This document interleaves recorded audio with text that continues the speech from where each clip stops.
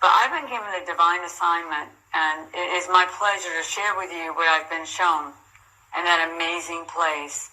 God is revealing heaven now more than he ever has before in the past because of the days we're entering into on this earth. It's necessary that you know that heaven is real, that he is real.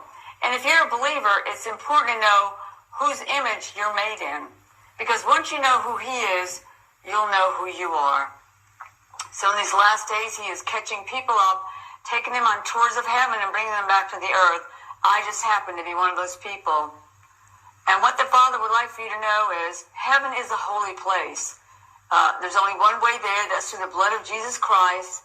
But when you get to heaven, you can't get any holier. So he wants you to know that when you get there, you are actually going to have fun. So I'm going to share tonight with a few of the places that he showed me and what it's like to live in that celestial realm. Heaven is huge. It's actually a planet much bigger than our world. When Christ stood before the Sanhedrin court, he didn't say, I am not of this world. He said, I am not of this world. Because he's from the world called heaven. In the book of John, it says that in my Father's house are many mansions. And many people think, how could that possibly be? If God has a house, how could there be room for mansions in it? Well, when he says house, he's talking about the world called heaven. There are many places in the celestial realm, in the atmosphere of heaven, but in heaven itself, there are millions of mansions. There's an amazing throne room. The streets of gold reflect the glory everywhere you go.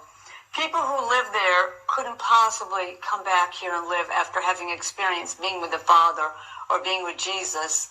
You've never felt such love in your life. People ask me all the time, what did he look like? And I tell them, he looked like love.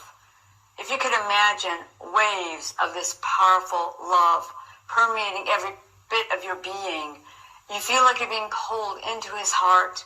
And if you ever get close enough to see his eyes, you're never going to want to come back.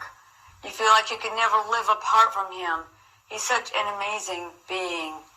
And he is love.